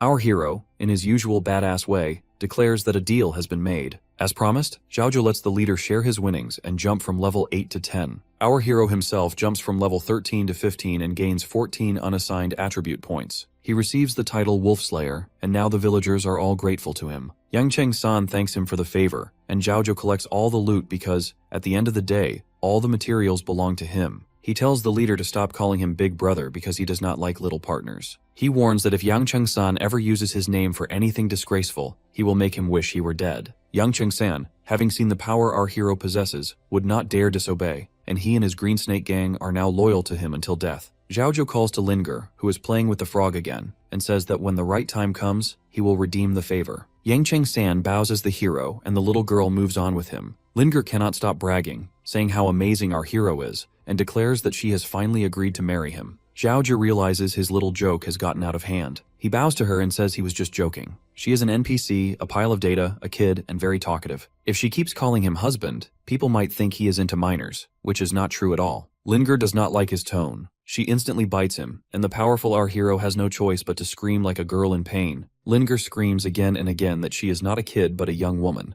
Zhaozhou finally lets her go and wonders who designed her because she is quite a wild child. He asks her to stop and give him a few minutes because he wants to check his loot. From the White Wolf, he gets White Wolf pants, silver level, which at full length increase movement by 100%. He instantly equips them, doubling his speed and making it feel like he is almost flying. He also gets Steel Wolf Claws, silver level, which have a skill that strikes fast and instantly teleports him behind enemies for a surprise attack. He discards it, thinking it is trash, leaving Linger confused, because what he really wants is the White Wolf fur, a rare and valuable item. He also obtains a legendary summoning skill, Wolf Minions, which can summon 2 phantom wolf minions that detect hidden units and attack them. This finally makes him happy, because he can now build a summoning and learn it by spending 20 silver coins. The rest of the loot are consumables he can use across different systems. Meanwhile, Gu is distraught that Zhaozhou has not returned with his daughter. She blames the village chief for letting her go with the kid. The village chief has no answer, but when she sees both of them returning safely, she lets out a sigh of relief, and so does Gu. Linger rushes to hug her mother, and Gu is ecstatic that she is safe and that our hero did not do anything bad with her. Zhaozhou, on the other hand, practically throws the wolf pelt to the village chief, who just smiles slyly. She says she did not expect him to actually do it, and that it seems he is no ordinary person. She takes out a map, explaining that it is a meeting place for levels 20 to 40. If Zhao wants to enter, he must follow the rules. After a month, he will be F-rated, but if he insists on going sooner, she will allow it. Since it is a hidden map, it will be harder than usual, but the rewards are greater. The chief also warns him to be careful. Our hero receives a notification that his mission is complete and assures the chief that he can handle himself. Linger rushes up to him, asking if he is really leaving. He jokes, asking if she wants to come with him. Instantly, Gu snatches her away, saying he is flirting with his daughter. The truth is, Linger is more attached than she lets on, and she tries to scream and stubbornly insists that she wants to go with him. Gu tells her that since he already has the map, he should just go. But Zhao has more bargaining to do. He returns to the village chief, pointing out that the wolf pelt is a rare item, yet she only gave him a map in return, which he thinks is quite meager. The chief thinks he is taking advantage, but he argues that he is only asking for reasonable compensation. People rarely hand over good stuff unless pushed. Our hero shines golden energy above his head, scaring the chief slightly. She agrees to give him more. She grants him an epic skill, Power Strike, which charges for 7 seconds to reach maximum damage and has a piercing effect that deals 500 agility damage. Zhao is amazed, realizing the chief truly has hidden treasures he never knew about. Later, our hero and the chief go to a riverbank. With one blinding arrow, Zhao creates a path across the water. He then uses the same Power Strike skill and is impressed by its strength and precision. The village chief proudly says that of course it is an epic skill and can even shoot through that small hill from such a long distance. He congratulates her, saying she really is a socialist at heart, not completely capitalist, and that she cares for people who truly put in effort. He then turns to Linger and says that they will see our hero next time, and asks her to grow up. Linger screams with excitement as Zhao dashes away, leaving her heartbroken. On the other side of the river in the suburb, he takes out a map of the Roy city in front of him. The city looks absolutely beautiful, and he is excited to explore it before his rebirth, because he started out so poorly. He missed all the hidden bosses and special class-specific quests in the beginner village, and had to spend 2 months farming cows before finally reaching the Roy city. When he entered, he realized all the best items were already gone, but fortunately, he had memorized the locations of the chests, bosses, and useful NPCs, which he can use now. The most important goal starting from the Roy city is that after reaching level 40 and completing a special mission, he can bring back attributes into the real world. That is his main focus for now. Soon he will make sure the snake Xiaotiankai is taken care of, but before entering the Roy city, he decides to clear his inventory. He wants to convert all the items he does not need into money. He heads to the auction house near where the girls are dressed up as bunnies, luring people inside. Zhao is surprised by how many people are there, but he knows it is a good thing, because the more people, the faster all of his store inventory will sell. One of the girls asks if he is here to auction or bet and eventually directs him to deposit the auction items at the registration desk. Then he will get a number and the items will be auctioned. A 10% handling fee applies to successful sales. She also asks if he wants to hide his identity. Our hero thinks for a moment. He does not want to be bombarded with requests to party up, join guilds, or be bothered by people, so he hides his identity. He enters the live auction to see how it goes. A beautiful lady steps forward, and all the men blush at her beauty. She is selling the Ring of Greed, bronze quality, which requires more than 10% luck. One ugly man thinks the bronze item may even be worth buying, but the girl stops him. She says the real value is not in the ring, it is in the gold. Suddenly, Zhao remembers that this bronze item is actually a rare piece he can never find anywhere else. In his past life, he remembers the diamond quality gold ring, an extremely rare artifact that increases luck by 50%, doubles drop materials and money, and guarantees golden quality equipment from monsters level 30 and above. If he is able to evolve it to diamond quality, then he would literally hit the jackpot. Other people try to bid on it with some meager and careless money, but he instantly raises his hand and bids 1 gold coin. Everyone thinks he is crazy for spending so much money on what they believe is useless junk, but then another bidder suddenly offers 10 coins. The bystanders cannot understand what is happening because bronze equipment is never sold for gold coins, and they think these two idiots must have lost their minds. The other bidder looks at our hero like he knows something, and he begins to suspect that Zhao might actually understand the real value of the ring. Our hero suspects it too, but he is not going to let this ring slip away, so he bids 30 coins. The other bidder grits his teeth because the price is getting too high, and he bids 50 coins. He then tries to provoke Zhao by saying he must be so poor that he cannot go higher than 50. Zhao simply raises his hand and bids 100 gold coins without hesitation. Even the other bidder looks intimidated. The auctioneer immediately sells it to our hero and closes the deal. Zhao equips the greedy ring and checks his timer. There are 8 hours left before his evolution refreshes, and once he evolves this ring, it will guarantee his future profits. The other bidder now seems to hold a vendetta against him and mutters that he is going to remember someone like our hero. Zhao is confused because he does not understand the man's problem. They do not even know each other, like bruh. He thinks he does not have time to deal with someone like that. Suddenly someone calls him while gently caressing his face, and when he turns around he sees the same beautiful woman from the stage. She is now clinging to him and says that he is hers for today. He does not really understand what she means, or what it even means for someone to belong to someone else. The girl tells him not to play dumb, pointing out the truth, that he had offered to pay far more than anyone else just to get her. He is almost literally disgusted, and looks back nervously, thinking he did not know someone could be so bold. The girl, still perched practically on top of him, says he should not worry because tonight she is going to serve only him. Despite it being in the game, she promises it will be the best experience he has ever had. Our hero is not amused at all. He only wanted the ring, but now he also has to entertain her, and he did not realize it was that kind of event. He pushes her away and says no offense. She has a killer body, but he has something else in mind, and she can follow him. Later, once she is finished, she asks what it is. Suddenly, she notices an ugly man behind Zhaoju, and her smile drops instantly, as if she sees a predator, or a rat to be more precise. Our hero turns around, slightly spooked by the ugly man. The old man says he has plenty of good items and wants Zhaoju to take a look. Our hero decides to give him a chance, curious to see whether he actually has anything valuable. The old man, however, thinks Zhaoju is a rich brat who bought a broken bronze ring for 100 gold coins, so clearly he has money to waste on junk. All he needs to do is scorn him a bit. The old man shows him leather armor, bronze thorn shoes, a windbow silver, an iron bone bullhorn, and a flower crown. My guy is not impressed at all, thinking it is all absolute garbage. The old man insists he will sell the silver bow for 200,000 gold, but Zhaoju dismisses it, saying he does not want to buy his junk. The old man is horrified that Zhaoju called his items crap. He grabs our hero by the collar and threatens to teach him a lesson. He demands that Zhaoju apologize by buying his stuff, or he will give him a beating. What the old man does not realize is that Zhaoju is the one he should fear, not the other way around. When our hero reveals his dark, intimidating aura, the old man instantly recoils in fear. The girl who has been glued to Zhaoju takes his side and tells the old man to leave him alone because our hero has already refused. She alerts the bodyguards nearby and reminds the old man that there are consequences for doing private deals in this area. The security guards have been watching the place for a while. Realizing he is getting nowhere, the old man stomps away in a tantrum, calling everyone fools. Zhaoju is still pissed about the whole interaction. If it weren't for the fact that fighting here would get him banned from the auction house, he would have sent the old man straight back to the respawn point. He turns to the girl and says that since she is so eager to be his tonight, she is going to do whatever he says, right? The girl instantly blushes and giggles, agreeing. He tells her that she will stay at the auction house to help keep watch for a while. In return, he will transfer the money from the auction of the 3 silver weapons to her, which he expects will total around 800 gold. She is to keep an eye on his loot, and if a refining chip appears, she should buy all of it without hesitation. The girl cannot believe that he wants to help her, and have her simply stay at the auction house for the night. Our hero then explains that since her figure is quite attractive, just showing herself a little will prevent anyone from competing with her, and people will throw money at her. The girl, who has never met a man like him before, is confused. She cannot believe that he just wants her to work for him tonight, and suspects there might be some hidden intention, so she initially refuses. When Zhaoju says he will give her extra for her trouble, she instantly changes her mind and agrees as if she is his soldier. He tells her that he will find her later, and she should focus on working. After he leaves, the girl bursts into tears,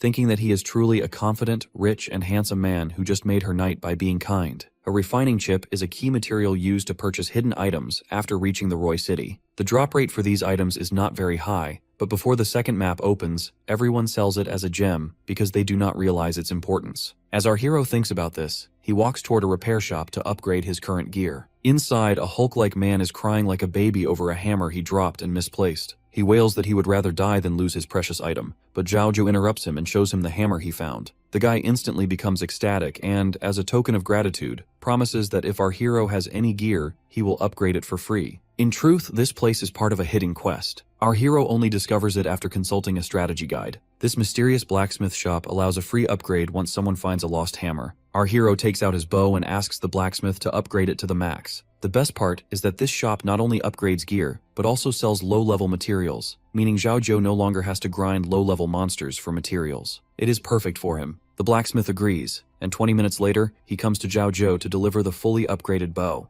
Zhaoju is a little disappointed because the upgrade was quite fast. The blacksmith explains that he could only upgrade the bow to level 10 since he does not have any high-level materials. Without the free upgrade, the total cost of materials would have been around 20 gold. Meanwhile, Zhaoju tests the bow and feels that it is much better. He tells the blacksmith that there is no need to worry, since he plans to switch to a new bow very soon anyway. With that, he leaves and the blacksmith bids him farewell. Zhaoju thinks about the Roy City, knowing that starting from level 20, the boss cap over there is 60. It will still be tough competition, but for safety, he needs to wait for his evolution cooldown before heading in. He is standing in a forest when suddenly someone points an arrow at him, aiming to attack. Zhao dodges at the last second, but the arrow grazes his cheek, leaving tiny drops of blood. The opposing bidder from the auction, the one who rivaled him for the gold coin, is amazed. He did not expect Zhao to dodge his backstab. Zhao instantly recognizes him and says that if this is about the bidding war, it was just a misunderstanding. He only wanted the equipment and does not need any trouble. The warrior replies that it is too late for that. Zhao thinks he might just be unlucky, since all he wanted was a few hours of peace,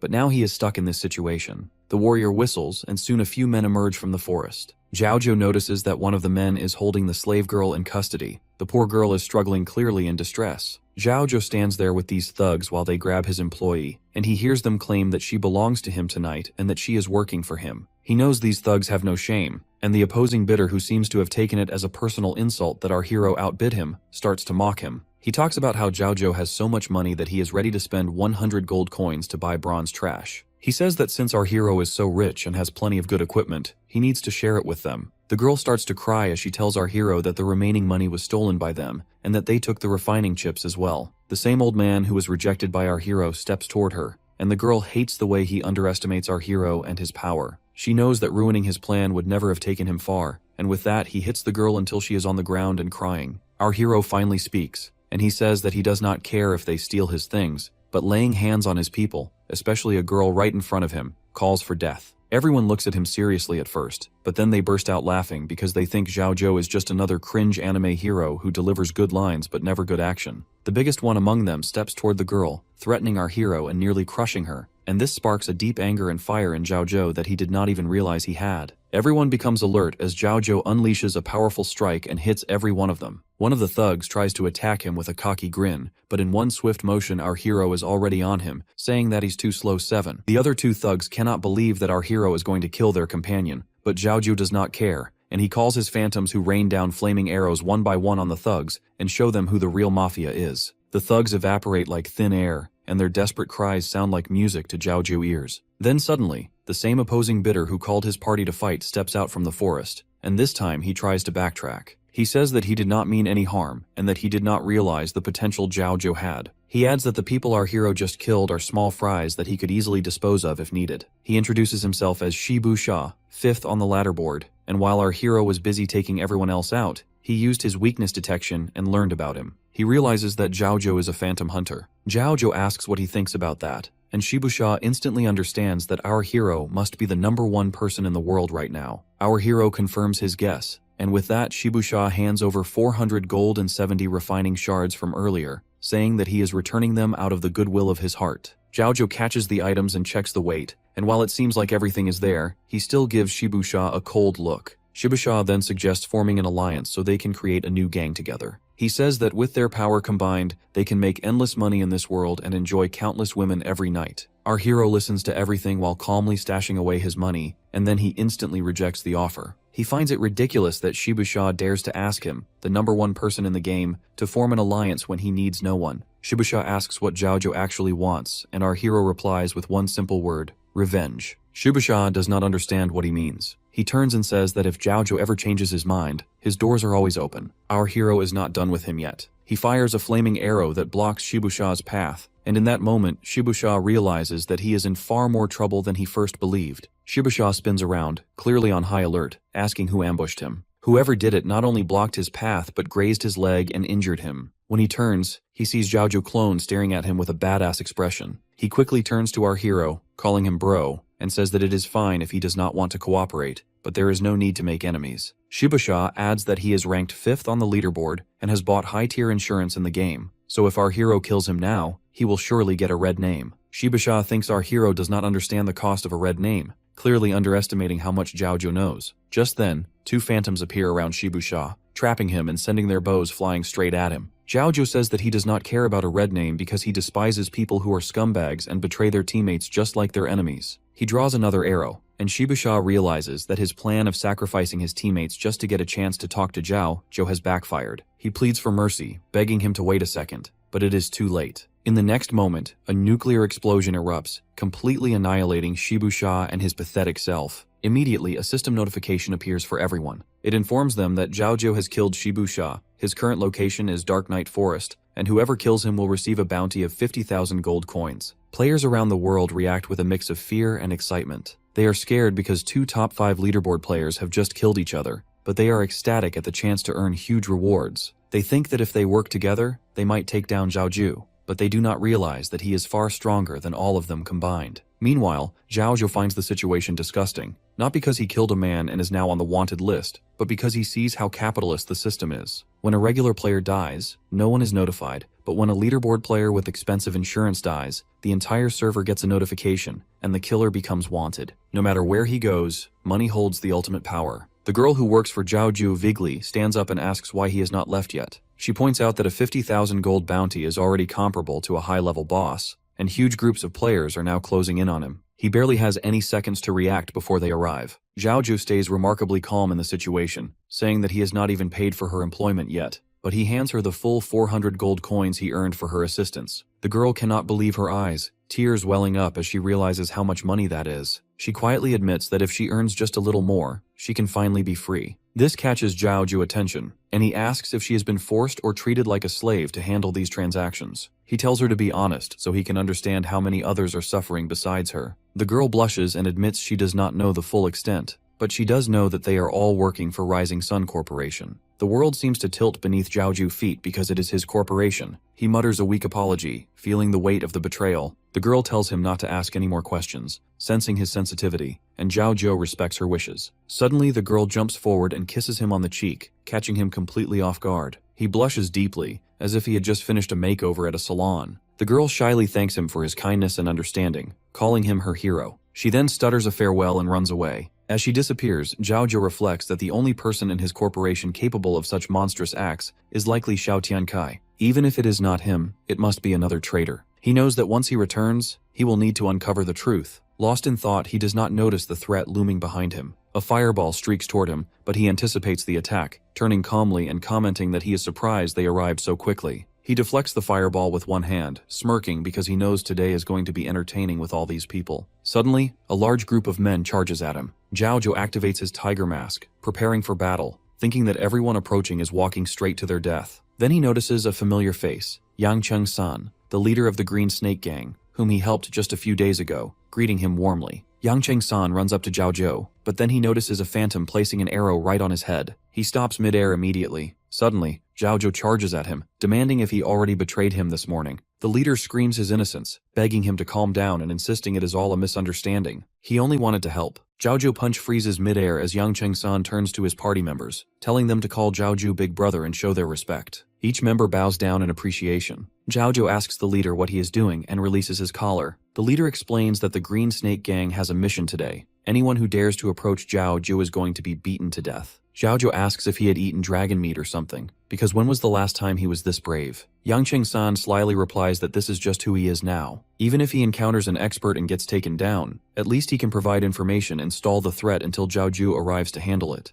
Zhao Ju has mixed feelings, realizing this guy has truly become loyal. No wonder, even with average strength, he became a gang leader. Zhao Ju, preferring to play solo, says he appreciates everything Yang Cheng-san has done, but he will go back so they don't get hurt. He insists he will clean up the mess himself. The leader offers a hiding place where Zhao Ju can stay unseen, but Zhao Ju declines again, saying he wants to take his chances to send a message to the Guan family so they don't threaten him under his name again. The Green Snake Gang looks at Zhao Ju in awe and starts cheering, calling him all-powerful and an expert. Later, Zhao Ju walks, unaware that someone is using weakness detection on him. A bald, muscular man hides behind the trees, thinking 550,000 gold coins is far too much for a scrawny guy like Zhao Ju. What he doesn't know is that an even larger hulking man sneaks up behind him, landing punch after punch to neutralize the threat against Zhao Ju. He is part of the Green Snake Gang, quietly protecting Zhao Ju while he simply walks. The leader walks beside Zhao Ju, explaining that the smaller threats have been taken care of. Zhao Ju, however, senses something bigger looming in the background. He observes it through the eyes of a wolf he has, watching a party being taken down easily by other players. Zhao Ju tells Yang Cheng-san that the remaining opponents are probably more skilled, and then he suddenly gets alerted, scanning the area. Yang Cheng-san notices and asks what is wrong with him. Yang Cheng-san asks Zhao Ju if he is really sure about not leaving, because the truth is that he is the only one left, and his last teammate has already been taken out by other players. Yang Cheng-san does not realize how serious the situation is and tries to whistle so his clan can regroup, but he is met with complete silence from the forest. Panic instantly sets in, not because he is afraid for his life, but because he feels he has failed once again to deliver results. He turns to Zhao Zhou and asks what they should do now. Zhao Zhou responds by whistling calmly, and suddenly white wolves appear from all corners of the forest. The leader thinks they are about to be attacked and quickly starts preparing his power, but Zhao Zhou tells him to stop. He crouches down and starts fluffing the wolves like loyal pets, calling them good boys, and explains that he brought all of them here himself. They are gathering intelligence across the forest. Seeing this, Yang Cheng-san realizes that Zhao Zhou is truly a one-man army, capable of doing things beyond imagination. He also understands that Zhao Zhou and the wolves are actively sharing information. Zhao Zhou explains that the wolves' scouting ability is extremely impressive, allowing them to see and reach almost any location. He stands up and tells the leader that a total of 76 people came for him, and now only 2 remain. Yang Cheng-san is stunned by the number, realizing how massive the threat actually was. It hits him that his entire group could never handle that many enemies. Zhao Zhou then clarifies that it was his phantoms who took care of most of them, and sure enough, his phantoms are still busy eliminating the remaining threats. Yang Cheng-san is once again left speechless and admits that Zhao Zhou is truly incredible. He says that if he even had 1% of Zhao Zhou power, he could have been far more useful. Zhao Zhou tries to comfort him, telling him not to push himself into dangerous situations like this. He reminds him that the safety of his group matters more than any pointless ego battle. Just as the moment settles between them, someone suddenly interrupts their brotherly exchange. It turns out to be a brother and sister duo. The man turns toward Zhao Zhou and says that finding him was a real pain, because a lot of people were protecting him and they had to kill many just to reach this point. While he speaks, Zhao Zhou uses his weakness detection to scan their details. The man is ladder rank 23, a level 8 ranger called Cruel King. The girl is ladder rank 8, a level 10 summoner named Haiji. Zhao Zhou is not surprised they survived this far, because they are higher level, smart, and clearly powerful. Zhao Zhou then turns to the leader, the one who calls him Big Brother, and tells him that this is his turn to shine. Yang Cheng-san nervously asks if Zhao Zhou is really sending him alone. Zhao Zhou explains that as long as these 2 are taken out, the leader's ladder rank will increase. He also wants to test whether the boy can be useful in critical moments. Yang Cheng-san feels nervous but still agrees. Meanwhile, Cruel King thinks there must be another ranger around, because in earlier fights he kept wondering whose arrow was faster, his or the hidden one. The leader steps forward and tells both enemies to step back, asking one of them to attack first. Haiji immediately senses that the real expert is hiding behind and calls Yang Cheng-san a dog she needs to deal with first. At the same time, the Cruel King calls Zhao Zhou a coward for hiding behind a lapdog. Zhao Zhou only smirks. Yang Cheng-san explodes in anger, calling them arrogant, and charges forward, shouting that he is the leader of the Green Snake Gang and he can do anything. Before he realizes it, stones rise from the ground and bind him tightly. Blood spills from his mouth and his experience drops by 300. Haiji coldly tells him to shut up and reveals that she is the one controlling the summoning technique, Shadow Giant. Yang Cheng-san activates his rampaging giant and barely breaks free from the stone restraint, but Haiji immediately raises her other hand and summons an even larger stone monster in front of him. But Yang Cheng-san cannot understand how, even with his power boost, there is no effect at all. Haiji explains calmly that her Shadow Giant has the strongest defense, something no one can break. It can attack and defend at the same time. This is the true power of a Shadow Summoner. From a distance, Zhao Zhou watches the entire exchange with interest. He finds the ability impressive, and he genuinely likes what he is seeing. Zhao Zhou reacts without even turning his body and calmly calls out Cruel King by name. Cruel King freezes, unable to understand how Zhao Zhou detected him, especially after using an epic skill to teleport behind him. In the next instant, he turns his head and realizes that 2 phantoms are already on him. Without hesitation, they slam him to the ground and pin him down, pressing his head firmly into the dirt. Zhao Zhou tells him to stay quiet like a good boy because he is busy watching a show, and once he is done, he will deal with him slowly. The words send a deep chill down Cruel King's spine as Zhao Zhou shifts his attention back to his mentee. The leader struggles against Haiji and her stone monster, putting in everything he has. Still, the stone monster is clearly stronger. It lifts him and throws him hard onto the ground. In that moment, Yang Cheng-san realizes that he is weaker in raw strength, but he believes his speed can make the difference. That hope shatters in the very next second.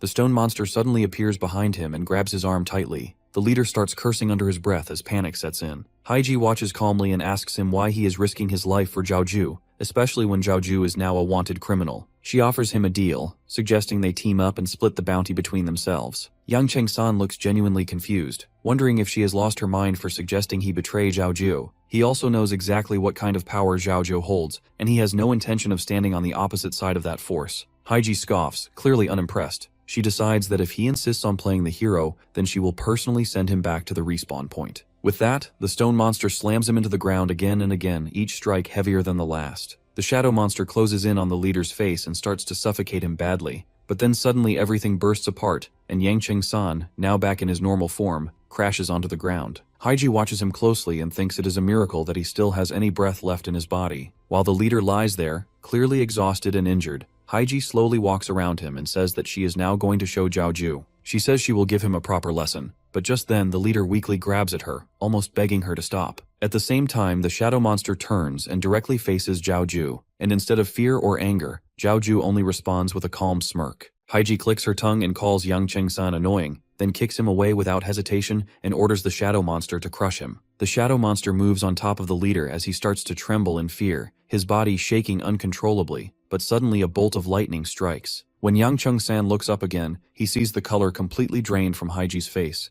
and the shadow monster has already evaporated into thin air. Haiji stares in disbelief, unable to accept that Zhaoju defeated her shadow giant in a single move, and she starts to regret coming here at all. Zhaoju says it was obvious that he would be the one to defeat it, but then he adds that he is already behind her, something Haiji never notices until it is too late. Zhaoju instantly releases his aura, and the leader breaks down into tears of joy, believing his big brother has finally come to save him. Haiji demands to know how Zhaoju possesses such overwhelming power, because killing her shadow giant should be practically impossible. Instead of answering directly, Zhaoju calmly asks why she even needs the bounty. Haiji replies that it is meant to be her guild's startup fund, and most of it will go straight into her own pocket, because who would not like free money on top of that? She activates her power again and spreads a dark liquid shadow across the ground beneath Zhaoju's feet. It turns into a shadow swamp, and Haiji laughs confidently, saying that no matter what he does, he cannot escape it, and with the rapid health drain, he will be dead in under 5 seconds. Zhaoju experience points begin to drop at 300 per second,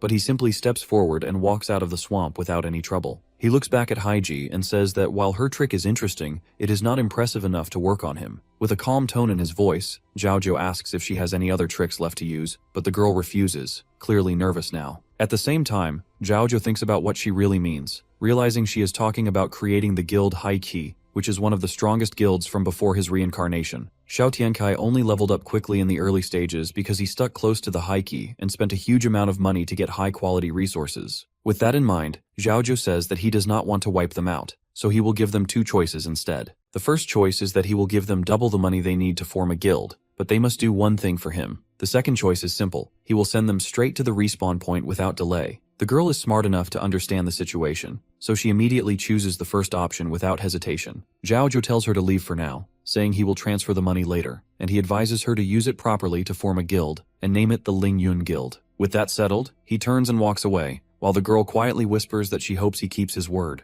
Zhaoju then crouches down in front of the leader and hands him a recovery potion. The leader drinks it instantly and is fully restored, as if none of the injuries ever happened. Zhaoju then says that he has one more job for him to finish, and Yang Cheng-san eagerly jumps at the opportunity without a second thought. Zhaoju turns toward the cruel king, who is still restrained under his control, and says that he needs to deal with that guy next. Yang Cheng-san's lips curl into a wide smirk, as if he just received a free ticket to Olive Garden. He walks up to the cruel king, crouches down in front of him, and starts mocking him, asking where all that arrogance went now. He activates his power and begins to torture him without mercy, warning him that he should never dare to even look at his brother again. As the torture continues, a notification suddenly appears, informing him that he has been promoted from rank 26 to rank 22 on the ladder. A while later, he receives a notification that he has been forcibly logged off, and when he removes his mask, he realizes that nearly 15 hours have passed since he started playing. He has almost finished his preparations, and the next day he plans to head straight to the Roy City. After leveling up there, he needs to find a way to bring his sister into the game,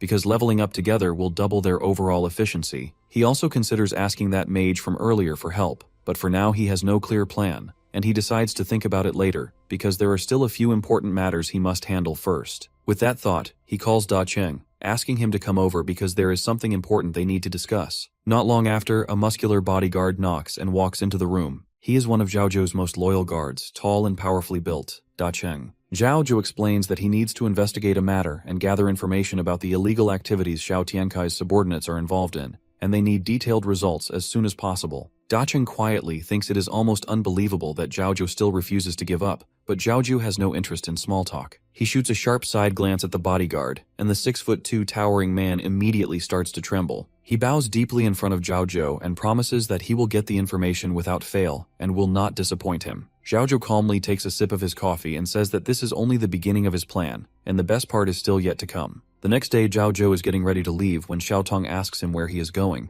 noticing how dressed up he looks. He tells her that he is heading to a board meeting, and Xiaotong instantly lights up with excitement. She rushes forward and hugs him tightly, saying how happy she is that her brother is finally back to his old self. She mentions that she heard about the recent incident, and because of it, the board decided to give Xiao Tiankai the acting chairman position. Zhao listens calmly, because he already knows all of this. The board members, including Uncle Qi and Amber, were bought off by Xiao Tiankai a long time ago, and that is exactly why corruption has been spreading behind the scenes. But Zhao does not want his little sister to worry, so he pats her head and says he is just going for a routine checkup. He also wants to quietly remind everyone that their boss is still alive, well, and running the company. For the first time in a very long time, Xiaotong feels a flicker of fear toward her brother. Later, at headquarters, a board meeting is underway, led by Xiao Tiankai, who is trying to secure votes for a project he just proposed. As expected, Uncle Qi and Amber support it, and following their lead, several other board members also vote in favor. Inside, Xiao Tiankai beams with satisfaction at the work of Uncle Qi and Amber because they know exactly how to play the game. In just a few days, they manage to sway all the old decision-makers, and with a majority secured, Xiao Tiankai declares the project will launch next week. However, a bald man raises his hand and says he did not vote, catching Xiao Tiankai off guard. Irritated, Xiao Tiankai points out that he did not even see the man sitting quietly in a corner. The man is Uncle Hai, a giant and serious-looking figure. Xiao Tiankai demands to know his decision, and Uncle Hai calmly says that he votes against the project. He argues that Xiao Tiankai is out of his mind because the project will harm the company's reputation, carry huge legal risks, and directly contradict Zhao previous strategies. If it goes ahead, the company could collapse. Xiao Tiankai counters, insisting that the project will bring huge profits and claims Zhao strategies are outdated. He says that at this critical time, they need absolute victory, and gives Uncle Hai two options: support the project or leave the boardroom. Uncle Hai, clearly unwilling to be intimidated, stands his ground and Amber tries to calm him, reminding him to act with some civility and be graceful about his age. He points out that by the rules, the vote is 7-1 in favor, so technically the project should pass. Suddenly, someone loudly announces their opposition, drawing everyone's attention. Xiao Tiankai mutters nervously, wondering what Zhao is doing there. At that moment, Xiaotong rolls Zhao into the room in his wheelchair. Zhao calmly says that, as chairman, he is attending one of his board meetings. Xiao Tiankai puts on a fake smile, pretending he is happy to see him. Amber tries to ease the tension, suggesting it is nice to have him present, and that he should trust the board to handle things while he rests. But Zhao shakes his head, saying that his health is improving and he has missed everyone, so he just wanted to see them. He reminds them that he still has veto power, and with that, he declares the project temporarily cancelled. Uncle Qi nearly loses his temper, but Amber quietly signals him to hold back, and they share a knowing glance. Xiao Tiankai, seething but trying to stay composed, voices that he wants to agree with Zhao wishes, but Zhao can clearly tell that Xiao Tiankai is not happy, and that was exactly the point all along. However, Zhao knows he needs to be smart about how he handles everything. The whole situation is more complicated than it seems, because until he can bring the game's attributes fully into real life, he cannot completely take everyone down. Their forces are deeply rooted and tightly connected,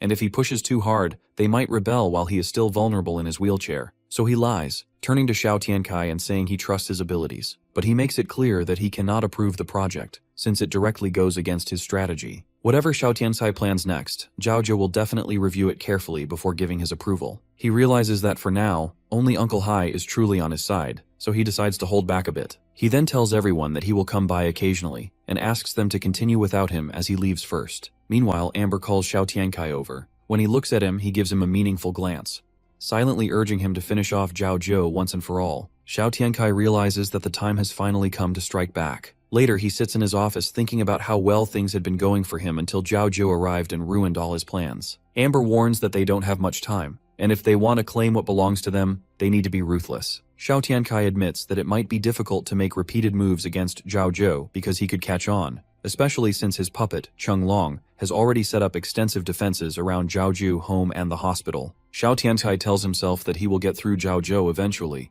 but there is one thing he must handle first. On the other side, Uncle Hai is driving when a car suddenly pulls up alongside him, pointing a gun at him. Before he can react, the driver shoots the attacker in the head. The terrorist car tries again, but Hai does not realize that a truck is already coming toward them, and the two vehicles collide. Before the crash, Hai's driver eliminates the remaining attackers and narrowly escapes the collision. Hai cannot believe that Xiao Tiankai actually sent assassins after him, but thanks to Zhao he survives. He also owes his safety to Da Cheng, who was there to help him. Dacheng tells Hai to be sure to thank Zhao, because it was Zhao who sent him to pick Hai up and save him from the attack. Hai is boiling with anger and curses Xiao Tiankai for everything. Meanwhile, Dacheng texts Zhao to confirm that his uncle is safe and protected. Once he gets the confirmation, he says it's time to log back in and perform his mission. Zhao restarts the game and reaches Roy City. At the moment, there is only one other player there, and the danger level is extremely high. He turns off all alerts because he is focused on a very urgent task. As expected, Xiao Tiankai has returned and the gates are tightly sealed. Zhao remembers that there are only two ways to get in. The first is to sneak around to the back of Roy City through the wilderness, where a small entrance allows players to enter. Along the way, they face mountain trolls ranging from level 20 to 30. This route would let him bypass the main storyline entirely. The second option is to follow the main storyline, where every night the demon army attacks the city, and he must help the general defend against the assault. This path allows him to enter the city as a guard, which is exactly what Zhao decides to do. By following this route, he will also unlock a hidden map,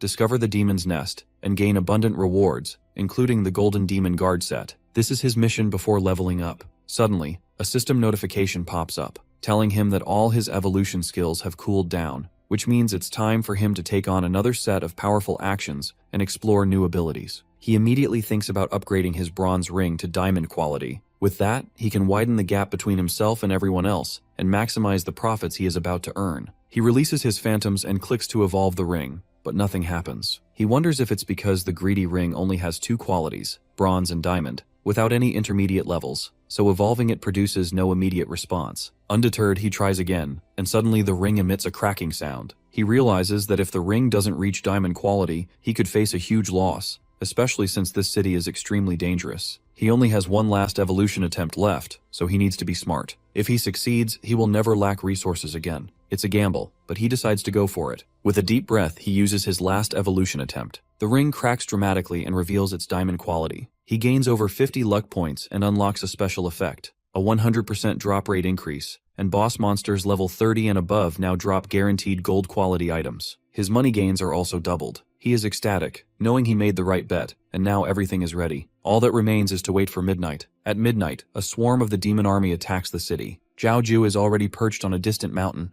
observing everything and waiting for the perfect moment to strike. On the battlefield, the Roy City army stands ready, and the general commands his soldiers to prepare for combat. The demons swarm in, most around level 20, but the biggest demon is level 30. Zhao can hardly contain his excitement at the thought of all the loot he will claim and evolve from this battle. The general charges at the demons, and the clash begins. It rarely happens that a battle between NPCs is this chaotic and intense, but Zhao hopes the defense forces can hold their ground on their own. That way, he only needs to wait for the right moment to strike the boss and claim all the loot and credit easily. On the ground, the general fights tirelessly, defeating demons one by one, sending them back to hell with thunder, his sword, and lightning, as if perfectly trained for this. Suddenly, someone calls out to the general, and he realizes that the general has taken a massive hit and fallen. Another NPC shouts his name, and Zhao immediately notices that this does not match the script from his previous life. For the first time, he worries that the battle could completely fail. He has no choice but to step in, because if the general dies, the storyline cannot continue, and the later events depend on him. Zhao orders his phantoms to attack the demon right in front of the general. The level 30 demon takes a massive hit, but before it can recover, Zhao strikes again, severing its arm and drastically reducing its XP. The general turns to him, asking who he is, as Zhao steps fully in front of the demons. He snaps his fingers, and all his phantoms launch 7 star-pointing flaming arrows at each demon,